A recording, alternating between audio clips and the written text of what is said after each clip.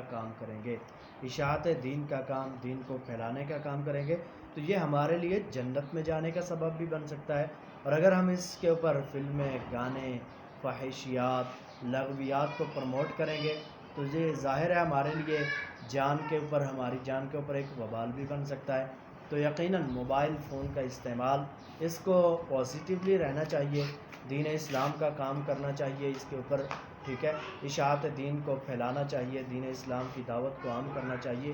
ایک بہت بڑا ذریعہ ہمارے پاس فیس بک کا، ٹویٹر کا، اسی طرح جب اس کے اوپر گانے، فلمیں اور دوسری چیزیں چل سکتی ہیں تو یہ کیوں نہیں چل سکتا؟ تو ضروری ہے ہمارے لیے کہ اس کے اوپر یہ سارا کچھ چلایا جائے۔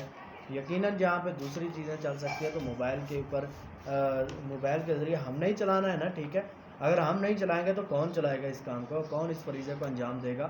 تو ظاہر ہے سارے ساتھی اس کے اندر محنت کیا کریں، کوشش کیا کریں، لگن لگایا کریں، ٹھیک ہے، بڑی ہمت بھی لگایا کریں کہ ہم نے موبائل فون کو پازیٹیولی استعمال کر کے اس کو معاشرے کے اندر ایک سبق دینا ہے، اور ہم نے اپنے معاشرے کو بڑے احسن انداز میں ایک لیول تک پہنچانا ہے۔ یقیناً جب ہم یہ عزم کر لیں گے اللہ تعالیٰ ہماری مدد کرے گا، اور یہ ہمارے لیے باعث اجر اور باعث فخر بھی بن جائے گا۔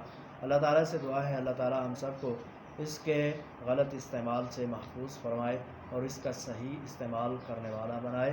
اللہ تعالیٰ میرا اور آپ سب کا حامی و ناصر ہو۔ السلام علیکم ورحمۃ اللہ وبرکاتہ۔